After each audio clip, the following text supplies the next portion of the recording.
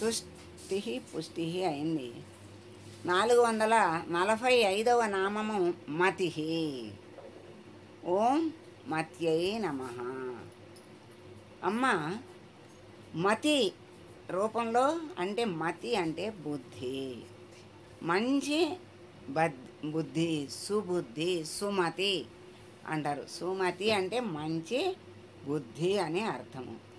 ఈ మతి ఉంటేనే అన్నీ ఉంటాయి. మతి లేకపోతే ఏ గతి లేదు. ఇప్పుడు మంచి బలమున్నా మనకి మంచి పుష్టి ఉంది, అన్నీ ఉన్నాయి, అన్ని ఇంద్రియాలు ఉన్నాయి. ఆ బుద్ధి అనేది సరిగా లేకపోతే ఇవన్నీ కూడా వ్యర్థమే అవుతాయి, అనర్థం కూడా తెస్తాయి. బుద్ధి రూపంలో అమ్మ ఉన్నది.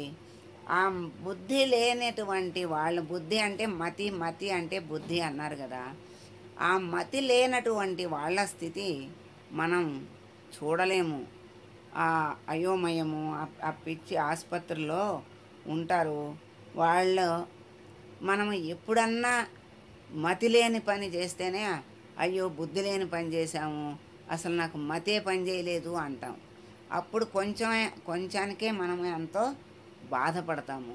అలా అసలు మతి అనేది లేకుండా శరీరం అంతా ఉండి, ఇంద్రియాలన్నీ ఉండి, ఆ మెదడు అనేది సరిగా లేకపోతే ఎన్ని ఉన్నా అప్రయోజనమే, ప్రయోజనము ఉండదు. వాళ్ళని చూసినప్పుడల్లా, వాళ్ళని చూస్తే, మతి లేని వాళ్ళని చూస్తే మనము ఎంత అదృష్టవంతులము. ఆ భగవంతుడు మనకి ఎంత అనుగ్రహంతో ఆ బుద్ధిని ఇచ్చాడు. ఆ బుద్ధిని మనము దేనికి ఉపయోగించాలి? మళ్ళీ పరమాత్మని చేరుకోవడానికే ఉపయోగించాలి. మనకు చక్కని బుద్ధిని, మతిని ఇచ్చింది అమ్మ. దాన్నే అనుసరించి, దాన్నే ఆశ్రయించి చక్కగా ఇప్పుడు ఆ బుద్ధిని ఉపయోగిస్తేనే, ఆ మతిని ఉపయోగిస్తేనే మనకి ఇక్కడ మనకి ఈ నామ అర్థాన్ని మనం తెలుసుకోవాలి అంటే ఆ మతి ఉంటేనే, ఆ బుద్ధి సరిగా ఉంటేనే మనకి అందుతుంది, తెలుసుకోగలుగుతాం. అమ్మని బుద్ధి బాగుండాలి, నా బుద్ధి సక్రమంగా చక్కగా పనిచేయాలి అని అడిగితే ఆ బుద్ధిని సక్రమమైన మార్గంలో నడిపిస్తుంది, సద్బుద్ధిని ఇస్తుంది. మంచి బుద్ధి అంటే సుమతి అంటే మంచి బుద్ధి. అలా మంచి బుద్ధి ఉంటే అన్నీ ఉన్నట్లే.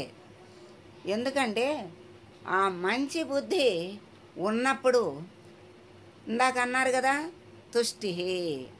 ఆ మంచి బుద్ధి ఉన్నప్పుడు తుష్టి ఉంటుంది. ఆ తుష్టి, ఆ తృప్తే, అదే జ్ఞానము, అదే ఆనందము కలగజేస్తుంది. అట్లా మనకి కొంచెం తేడాగా ఉండే ఆ బుద్ధిని సరిచెయ్యమ్మా, నా బుద్ధి సరిగ్గా పనిచేసేటట్లు చెయ్యమ్మా అని అడగాలి. అలా మరి మనకి ఎన్నంటే అన్నీ కోర్కెలు, ఆలోచనలు అనంతంగా ఉంటాయి. ఆ కోర్కెలు ఒక బైండ్ రాయొచ్చు మన కోరికలను.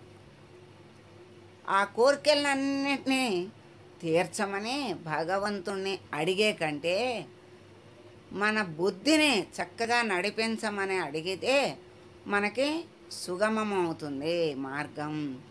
మన జ్ఞాన మార్గంలో మనల్ని నడిపిస్తుంది, చక్కగా జ్ఞానాన్ని ప్రసాదిస్తుంది. ఆ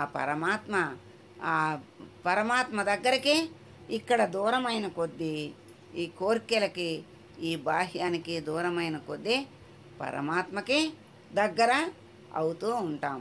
అలా అమ్మ చెయ్యాలి అంటే మన బుద్ధి బాగుండాలి. మన బుద్ధి బాగుండాలి అంటే మనకి తెలిసినా తెలియకపోయినా అమ్మని, నా బుద్ధి మంచిగా ఉండాలి తల్లి, ఆ మంచి బుద్ధితో నిన్ను ఆశ్రయించాలి, అన్నీ నీ అనుగ్రహం కలగాలమ్మా అని మనం బుద్ధి రూపేణ సంస్థిత అని అమ్మని స్తోత్రం చేస్తారు. అట్లా మంచి ఆలోచన వచ్చిందంటే మనకి ఆ అమ్మ యొక్క అనుగ్రహం చేత ఆ మతిలో మంచి ఆలోచన వచ్చింది అనుకోవాలి. అది నా ఆలోచన, నా ప్రతాపము, నా శక్తి అంటే ఏంటంటే ఇక్కడ నా శక్తి అనుకున్నాడు అంటే అజ్ఞానములో శరీరం యొక్క శక్తి అనుకుంటాడు. ఈ శరీరం ఏం చేస్తుంది? ఏమీ చెయ్యలేదు, చెయ్యలేదు, చెయ్యలేదు. ఈ శరీరాన్ని నడిపించేటువంటి చైతన్యమే ఉంటేనే ఈ శరీరం అన్నీ చేస్తుంది. ఆ బుద్ధిలో కూడా చైతన్యం ఉంటేనే ఆ బుద్ధి మనకి పనిచేస్తుంది. అలా మంచి ఆలోచన, మంచి పని చెయ్యగలిగేటువంటి శక్తి మనకి వచ్చినప్పుడు, అమ్మా నీ దయ వల్ల ఇలా చేయించావు, ఈ శరీరాన్ని దీనికి వాడుకున్నావు, ఇలా మంచి పనికి ఈ శరీరాన్ని ఉపయోగించమ్మా, నా బుద్ధిని ఈ బుద్ధిని కూడా మంచికి ఉపయోగించమ్మా, మంచి ఆలోచనలతో మంచి జ్ఞానంతో బుద్ధిని నింపమ్మా అని అడగాలి. అలా ఎన్ని కోటి కోరికలు ఉన్నా, కోటి కోరికలు తీర్చినా తృప్తి చాలా ఉండదు మనిషికి. మళ్ళీ పుట్టుకొస్తూనే ఉంటాయి కోటాను కోట్లు. అలా ఆ కోరికలను తీర్చమని అడగటే అనవసరం. ఎందుకంటే ఒక్క కోరిక కాదు, 2 కోరికలు కాదు, వాటికి అంతం లేదు, అలా పుట్టుకొస్తూ ఉంటాయి. వాటి వల్ల పొందేటువంటి ఆనందం ఏమన్నా ఉందా అంటే శాశ్వత ఆనందం పొరపాటును కూడా ఉండదు. అశాశ్వతమైనటువంటి ఆనందమే ఆ కోరికల్లో ఉంటుంది. అలా అందుకని బాహ్యమైన కోరికల కోసం అమ్మనే ప్రాధేయపడకుండా మంచి బుద్ధిని, జ్ఞానాన్ని ప్రసాదించమ్మా అని అడిగినట్లయితే మంచి బుద్ధిని, జ్ఞానాన్ని అమ్మ ఇస్తుంది. ఆ మేధస్సు మళ్ళీ అమ్మే, ఆ మేధస్సు, ఆ జ్ఞానము, బుద్ధి అమ్మే. ఒక్కొక్కళ్ళలో ఒక్కొక్క రూపంలో ఆ బుద్ధి, ఆ శక్తి, మేధస్సు బయటికి వస్తూ ఉంటుంది. అదంతా కూడా అంటే ఒక్కొక్కళ్ళ కుమ్మరిలో కుండలు చేసేటువంటి ఆ శక్తి, జ్ఞానము ఆ అమ్మే చైతన్యమే. అమ్మ ఇవ్వబట్టే వాళ్ళకి ఆ శక్తి వచ్చింది. అలాగే ప్రతి వాళ్ళలో ఉన్నటువంటి, ప్రతి పనిలో ఉన్నటువంటి ఆ చేయగలిగేటువంటి సామర్థ్యము, బుద్ధి అంతా కూడా అమ్మే. ఎవరిలో ఏ నైపుణ్యం ఉన్నా, ఏ జ్ఞానం ఉన్నా, ఏ బుద్ధి చక్కగా పనిచేసినా, మంచి ఆలోచన వచ్చినా అది అంతా కూడా అమ్మే చేస్తోంది. అమ్మ దయ వల్లే మనకి ఈ అదృష్టం కలిగింది అని అనుకోవాలి. మరి ఈ ధర్మాలు అన్నీ, శాస్త్రాలు అన్నీ కూడా ధర్మాన్ని ఆచరించమని చెప్తాయి. ఆ ధర్మమే మనల్ని రక్షిస్తుంది. ఆ ధర్మమే, అదే ధార్మిక బుద్ధి అంటారు. ధర్మాన్ని అనుసరిస్తే అదే ధార్మిక బుద్ధి అంటారు. అది ఉండాలి, అదే మనల్ని రక్షిస్తుంది. ఒక్కొక్కసారి ఆకస్మికంగా నాస్తికుడైపోయి అన్ని ధర్మాలకి వ్యతిరేకంగా నడుస్తూ సవ్యమైన మార్గంలో ఉన్నటువంటి వాడు కూడా నాస్తికుడైపోతాడు. ఏదో ఒక ప్రభావం వల్ల నాస్తికుడైపోతే ఇప్పుడు నా ఆస్తి అంటే దేవుడు లేడు అనే భావంలో నిండిపోతాడు.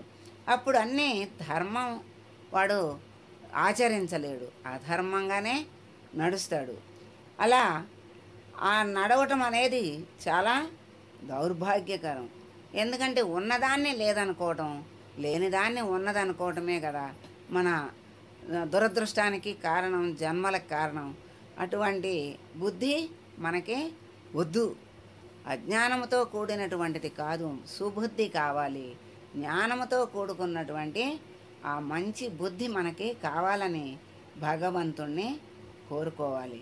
అమ్మా అనుగ్రహం నీది ఉంటేనే నాకు మంచి బుద్ధి ఉంటుంది గనక ఆ మంచి బుద్ధి నా ధర్మంగా నడిచేటువంటి శక్తిని నాకు ప్రసాదించమ్మా అని కోరుకుంటే అమ్మ మనల్ని ఆ బుద్ధి, మతి, మంచి మతినిస్తుంది, చక్కగా నడిపిస్తుంది.